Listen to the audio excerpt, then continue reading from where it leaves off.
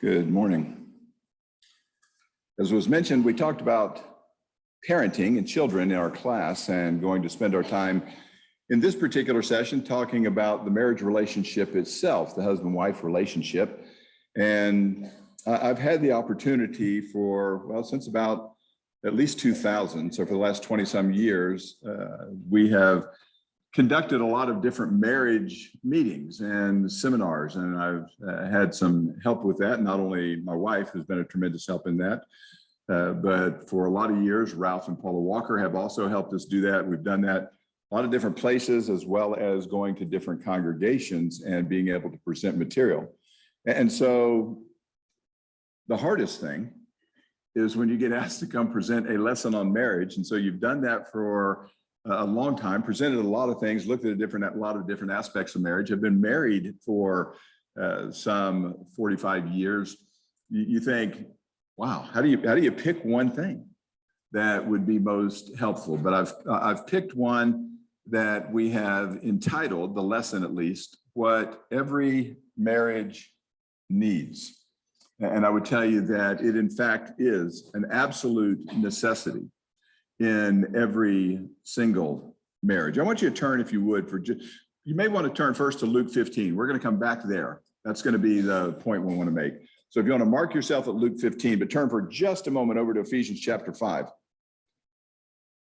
Because Paul, when he's talking about and using the illustrations that he does about marriage, he has some good information for us there.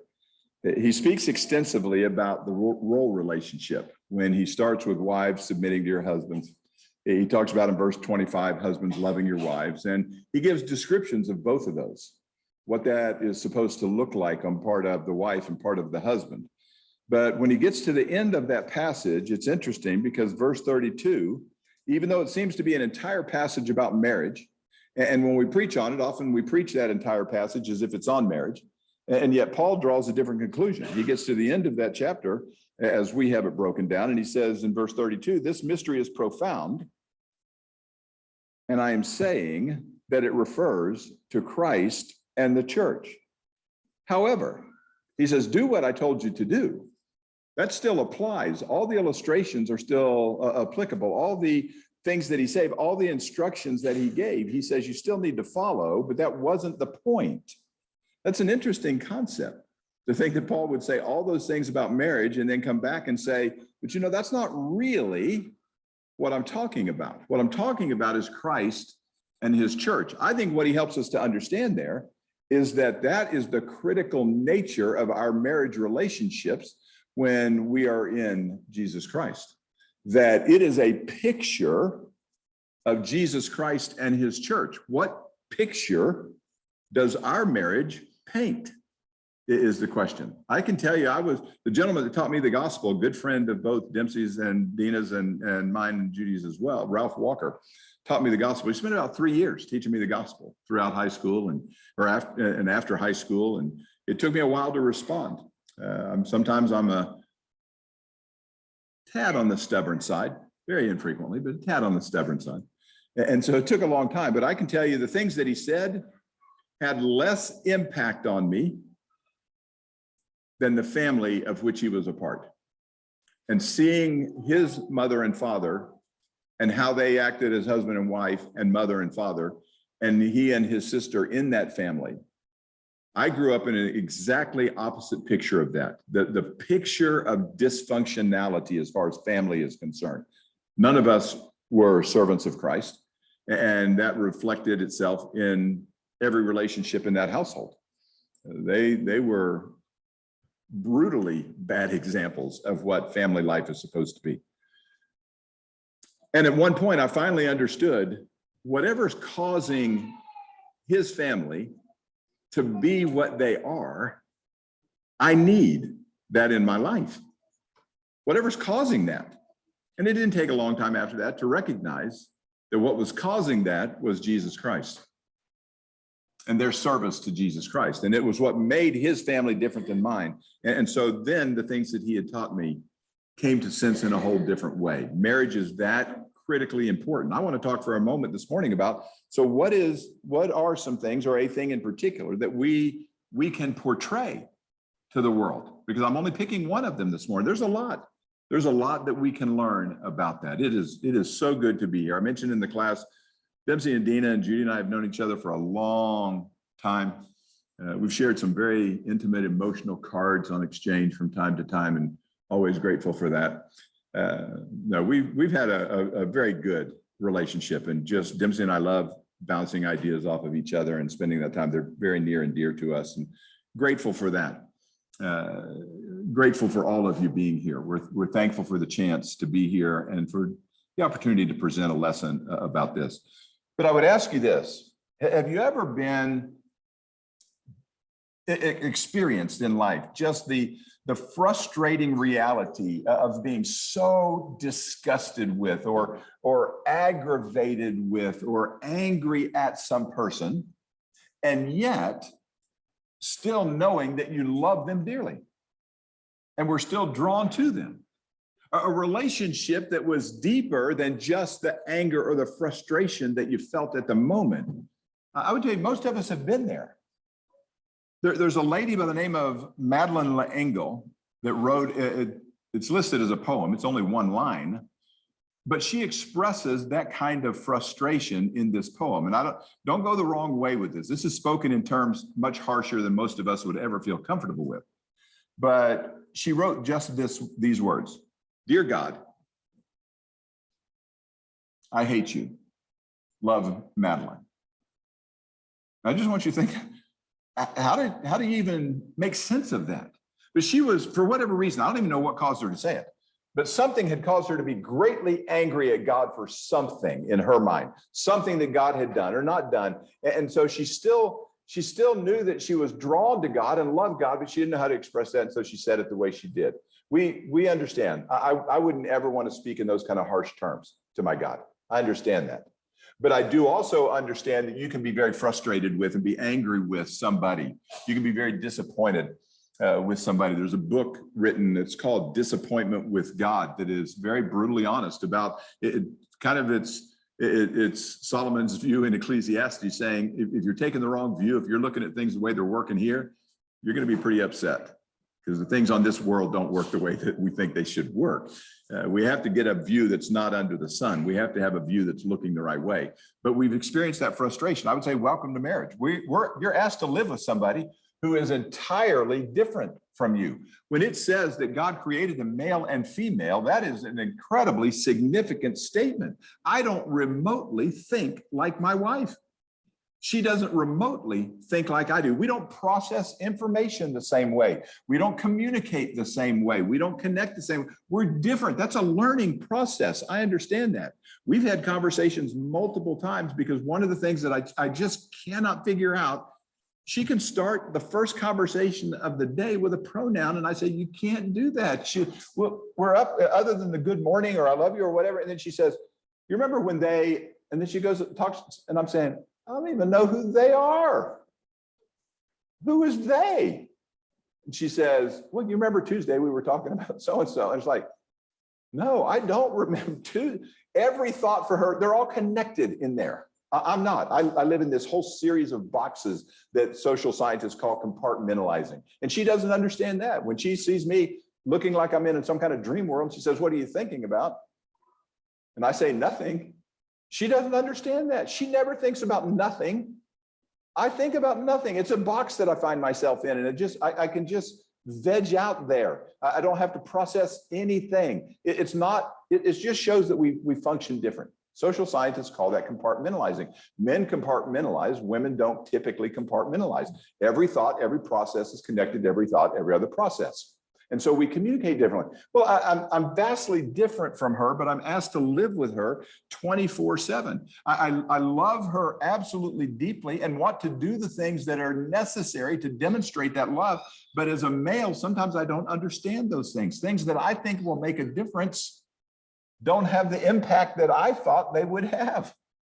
Same way in response as she reacts to me.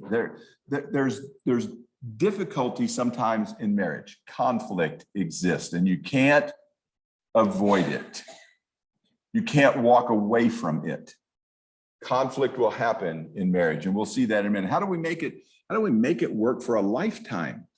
I mean, making it work for a week or two is one thing, but making it work for an entire lifetime when you're living with somebody that is so different than you and you're trying to grow closer and closer to each other and closer to God in that process. So what do we need? Well, I think we have to first solve the question is, what is the purpose first even of marriage? What is it for? What is its main purpose? I understand there is companionship. It was not good for man to be alone. So God gave him a helper suitable for him. It's intended for procreation. God told them, be fruitful and multiply. It's intended to maintain purity. He said, let the marriage bed be undefiled. And so he made us the beings we are with the physical drives and needs that we have, but gave us a means in marriage to satisfy that in a completely godly and holy fashion. Understand, all those things are things that are a part of marriage. But what's it for? In other words, what does God want to gain out of my marriage? Kind of like Christianity. Christianity is not just to save me. I mean, I understand God saved me. But Peter says we're special people. We're this chosen group of people. We are the ones that have this relationship with God. And do you remember what he said we have it for? He said there's a purpose behind it. You weren't saved just to be saved.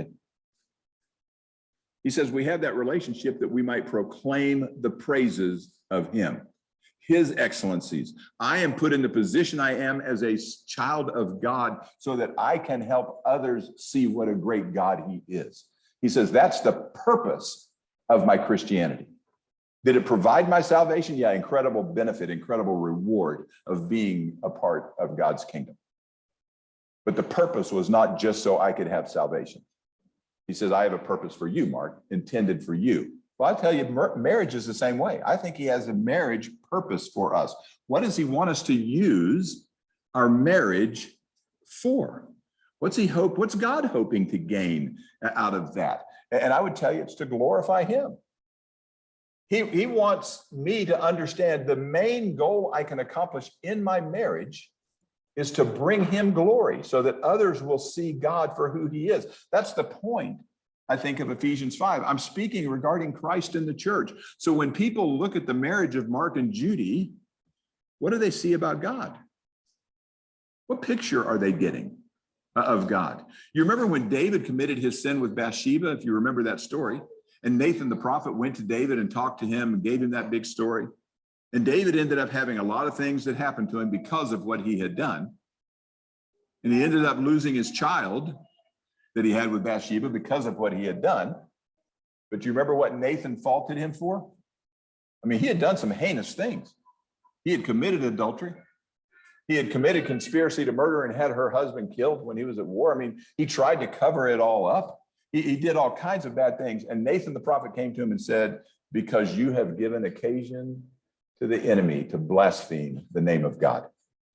He says, there is nothing worse you could have ever done than cause somebody to look at you and say, that's a child of God, and look what he did. How could I believe in that God? That's what he's saying. God forbid that our marriages should ever cause people to get the wrong picture of God. He's saying it's to glorify God. What's in it for me? That's the way we approach marriage. What's in it for me? What am I going to get? What's my spouse going to provide to me? What are the benefits that I'm going to have in marriage? I tell you, it's not about that. Happiness is not the goal, never was. We looked at the Beatitudes in the class this morning. Did you notice in those Beatitudes, happiness is never the pursuit? We live in a country that even has a phrase that says life, liberty, and what? The pursuit of happiness. I would tell you, God says that is an absolutely faulty goal. Happiness is not a goal to pursue. Happiness, contentment, true joy is a result of doing what you're supposed to do. It isn't the goal to strive for. I think heaven's the same way. We sometimes talk about what's your greatest goal? My goal is to go to heaven. Our goal should be to live to please God. If you live to please God, you'll go to heaven because that's the reward for living to please God. Don't confuse the goal with the reward. Happiness is not the goal, but you should have a marriage that has happiness because we are who we are. Holiness is the goal. What if God made marriage to make us holy? more than to make us happy? What can I learn about God? How can I be a better person because I am married? What do I learn in that relationship? And so that's what we want to talk about. It teaches us about our relationship with God. What's one thing we want to talk about this morning that it teaches us? Just one thing. What's something I can learn about God? Have you ever thought about that? Have you ever just said, I give couples that I meet with when I do counseling and that kind of stuff, I sit down and say, write a list of all the characteristics or things you can learn about God because you're married. Tell me something you learned because you're married. That's an interesting exercise. If you've never done that and you're married, I tell you, do that. Look for some things that you can learn about God because you are married. Marriage teaches us to forgive. There is no relationship, whether you're talking husband, wife, parent, child, brother, sister, you and God, or me and God. No relationship that can be sustained without forgiveness in the relationship. None, including mine with God. Now, fortunately for me, that's a one-way street. But if God didn't forgive me, I could not maintain a relationship with him. I couldn't. Same way in marriage. And the reason for that is marriage is the union of two sinful people. You know what? I tell people, wonder what it would be like to be married to someone who is perfect. I mean, if I was married to someone that was perfect, I wouldn't ever have to forgive her. But I'm not. There's always a danger in saying that, from the pulpit too. I'm not, but I'm considerably less perfect than she is.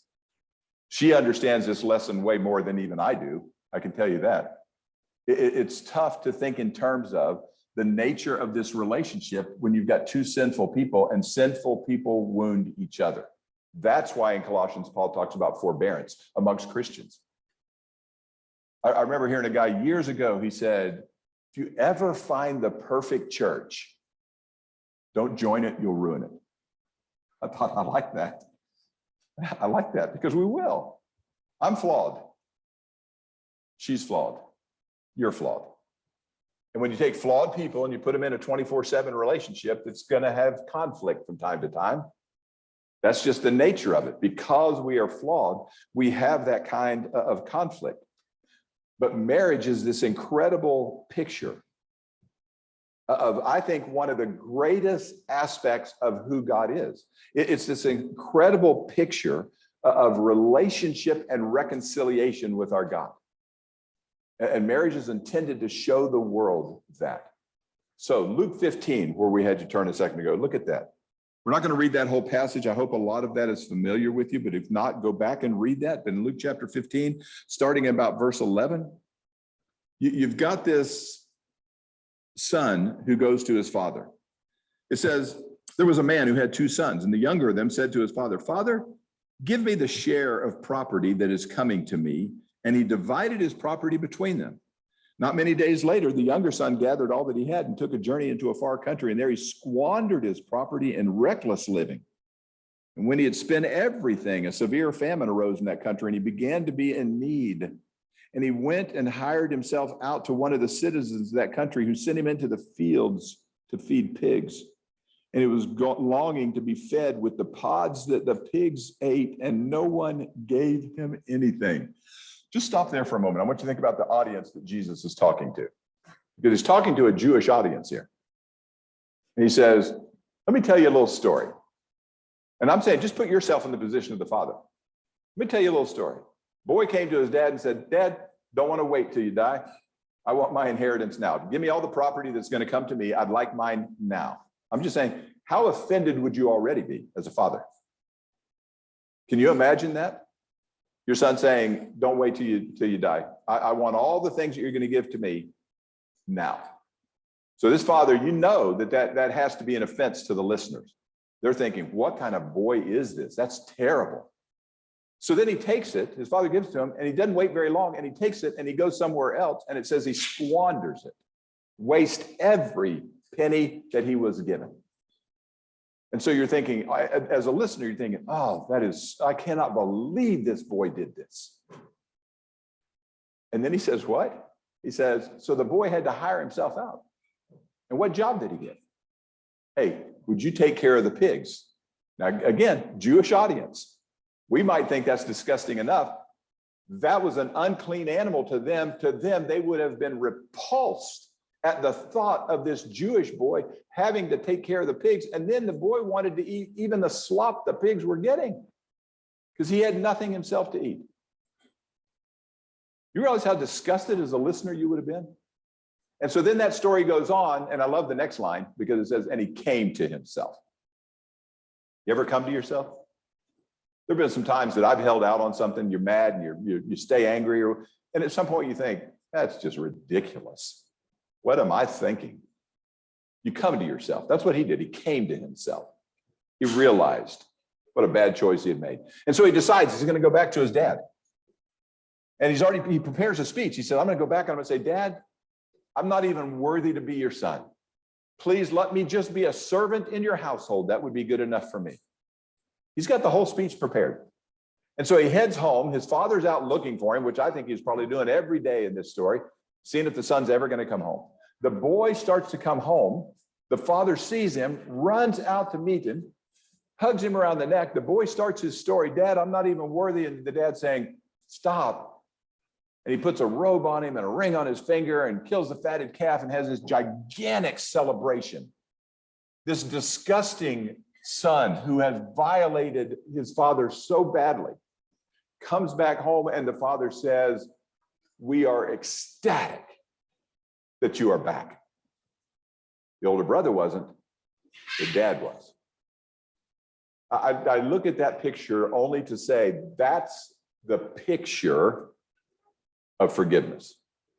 That's God's picture of forgiveness, what it looks like. Forgiveness isn't begrudgingly letting somebody back in. Forgiveness is celebrating that they are back home and the relationship has been healed. Think about how God forgives us.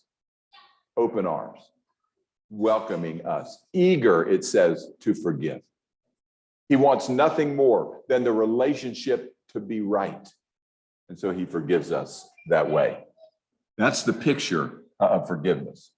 So I would tell you one of the primary goals of marriage has to be forgive. The problem is that's difficult. Forgiveness is difficult. We understand that. And it can be for little things, because with marriage, there seems to be a sense of betrayal that goes along with the offense, because it's the person who's closest to me, who should love me the most, who should want to hurt me the least. And that's the one who offended me. There's a sense of betrayal that goes along with that. And we're hurt deeply sometimes. It can be little things. It could be bad gift giving. You ever given somebody a bad gift? There was a commercial used to be on, JCPenney had it. You can go find it if you want, called In the Doghouse. The husband gave his wife a vacuum cleaner for their anniversary. Well, that didn't go real well. He tried to convince her it was the top of the line vacuum.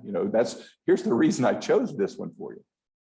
Bad decisions. I like the lady who said, my husband gave me a mood ring for my birthday. She said, when I'm in a good mood, it turns green. When I'm in a bad mood, it leaves a red mark on his forehead. It may be something as trivial as a gift. But in marriage, normally it's a lot deeper than that, isn't it? It's a harsh word said. It's a cold shoulder that has been turned. It can be as serious as infidelity in a marriage. I mean, marriage can have so many violations, and forgiveness is not an easy thing to do. So the question is, will that draw me closer to God or not? I ask every couple that I'm going to do a wedding for, give me 3 reasons why you want to marry this person.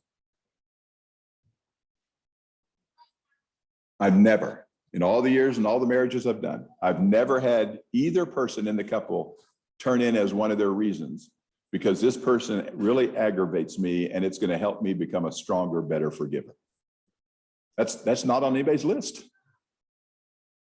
Dempsey and I have a common friend. I remember when Ralph was getting married, when he was engaged, he was talking about that. One of our common friends who's also a preacher, and I was a brand new Christian at that point. But I remember him saying to Ralph, I'm going to pray for you and Paula. And as is typical with Ralph, Ralph would always call you out on that. He'd say, what are you going to pray? He wanted to know. Don't just tell me you're going to pray. What are you going to pray?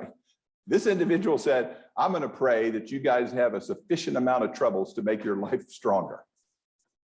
My first thought as a new Christian was, don't pray for me when I get married. I don't need that. But that's probably a valid prayer. It's going to make us stronger, but do we allow it to do that, or do we allow it to drive us apart? I just want to look at three things quickly, and the lesson's yours. If I'm going to forgive like God forgives, some things that I have to understand about that. First, forgiveness is a matter of choice. Don't confuse your feelings with your will. Do you feel like forgiving is not the issue? Will you grant forgiveness? The release of the debt, are you willing to put it behind? Is that going to be hard? Yes, it's going to be hard. But will I make that choice? When Jesus was being nailed to the cross and made a choice to say, Father, forgive them. You think that was easy? No, he was saying, Father, forgive them. They don't understand what they're doing. They don't really grasp the gravity of this. It's a matter of choice. We're told in the Proverbs that you may think a certain way. God says, don't trust that. The way you feel, don't trust that. You can't allow your feelings to control you. A way may seem right to a man, but it's not right to a man. There's a part of us that doesn't want to release that, and God's saying, I know that's the way it feels. You ever think about God's relationship? If God's forgiveness to us was only emotionally driven, where would we be? If it was only emotionally driven, but it's not. It's driven by who he is and his character.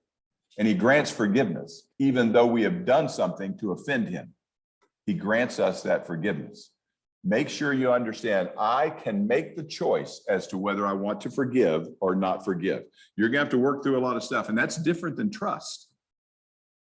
Trust may have to be rebuilt and earned. I understand that, but it is an act of your will to release a debt that somebody owes you. That's your choice, that you can release the debt so you have the ability to move forward. God would tell us that it seems right, or we trust in our heart, and God's just saying, don't do that. That's not the right thing to do.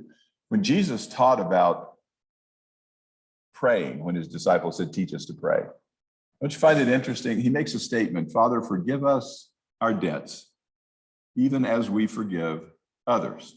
For a long time, I read that statement and I thought in terms of a frequency issue. In other words, if I forgive, God, I'm asking you to forgive. I don't think that's what he's saying. It includes that. I think that statement that says, forgive me as, is a statement of saying, God, I'm asking you, forgive me the same way I forgive others. Because sometimes we hold on to a little bit, don't we? We struggle with that. We bring it up again. We kind of put it in a bank there. God doesn't do that. God releases the debt, cast it into the depths of the sea, as far as east is from west. He uses all kinds of descriptions to help us understand the forgiveness of God is absolute, total, complete forgiveness. So if we're going to grant forgiveness like God forgives, it cannot be partial. We can't come back into a partial relationship in our minds, in our lives. We have to grant that totally the same way they did. Secondly, I would tell you, you cannot live in the past. We don't have the ability to look both directions. You just don't. You cannot focus on that which is behind and that which is present simultaneously. You can switch back and forth real quick, but you can't focus on both at the same time. You're either going to look back or you're going to look present. And so we've had things, you ever had anything that you paid off at a bank? Car, house, anything like that? You pay off something. People say forgive and forget. I always offer the same advice for that. Good luck. Because it doesn't work that way. In our minds, it's still there. I can remember things that happened to me as a child. Can you not? But that doesn't mean I'm still holding it against somebody's charge. I could have released the debt, but I can still remember it. That's not the issue.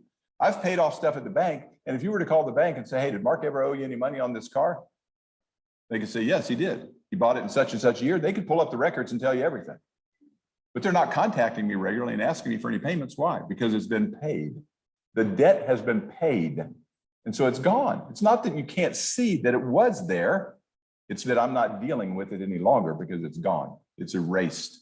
And he's saying we need to have an idea and a mindset that tells us we are focused ahead. That passage in Philippians 3 is the one we read in our class where Paul said, one thing, I am pressing on forward because there's only one focus in my mind.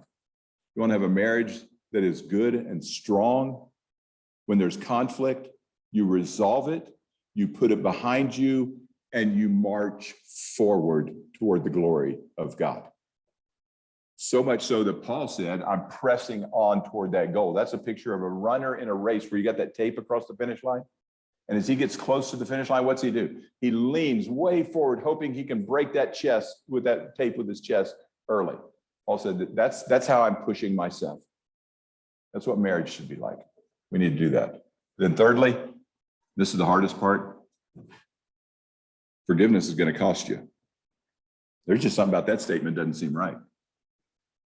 Forgiveness shouldn't cost me. Shouldn't it cost the person that I'm forgiving?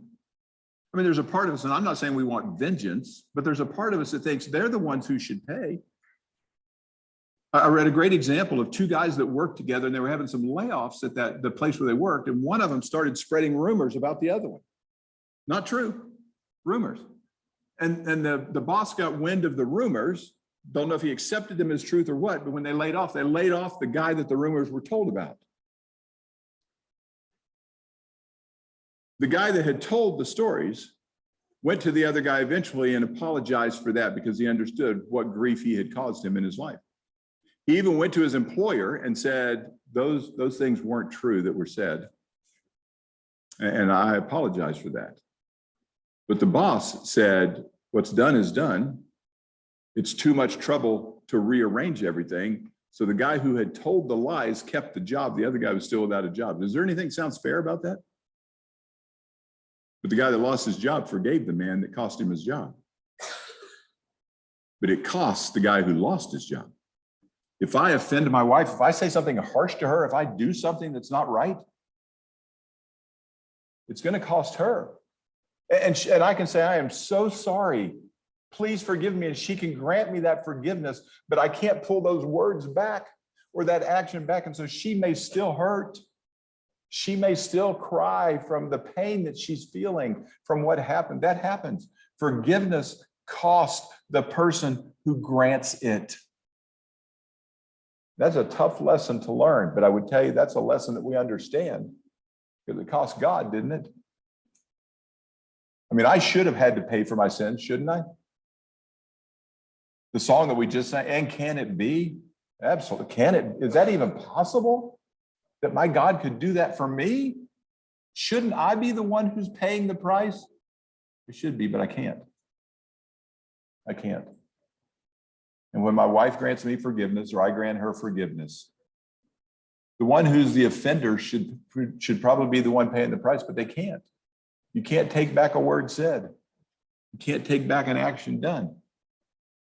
You can apologize for it. You can show remorse for it. You can repent of it and not do it again. But that doesn't mean that it doesn't hurt. And we understand that.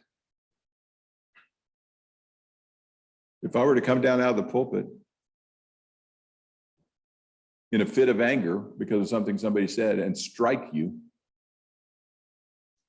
and then realize I shouldn't have done that and apologize and you grant me forgiveness, you're still the one in pain, aren't you? Yeah, that's the nature of it. I cannot pay the price to forgive me. You have to pay the price to forgive me. I have to pay the price to forgive you. Jesus had to pay the price. I think one of the most telling statements is when the thieves were talking, and one of them said to Jesus, "Save yourself and us. If this is who you are, save yourself and us." You realize that is the thing that Jesus could not do. Could not. He could save himself, or he could save us. He could not come down off the cross and save himself and save us. It required the price that he paid to save us. And that's the nature of forgiveness. Is it tough? Absolutely, it's tough. But don't ever lose sight of the fact that it is a choice that we make if I'm going to forgive. In my marriage, it'll never be sustained if I don't have a heart that is willing to forgive and a heart that is big enough to accept that I'm going to have to pay to do that. I need to have that mindset. Why? Because God has that mindset. If you're not a Christian, that's the whole point, isn't it? This is what God did for you because you couldn't pay it. I couldn't pay it. He died only so that you and I could spend eternity with him. I have forgiveness because God chose to forgive me. There's nothing easy about that. As he watched his son hang on a cross, think there's anything easy about that? That's just a brutal picture, period. But he did that. Jesus did that so that we could be saved. Be a forgiving spouse. You'll learn something about your God. I understand now because of marriage. I understand what a forgiving God is. My wife understands that better, but I understand that. And I would encourage you, look for traits of God that you can understand better because you're married. You'll gain from that lesson as well. If there's any way we can help you respond to the gospel call of Jesus today, whether coming to him initially, if you don't know what that means, talk to us. We'd love to share it. Or those of us that are Christians, maybe you just need to make things right with your spouse, with somebody else, or with God. Do whatever you need to do. We'd love to help you as we stand, as we sing.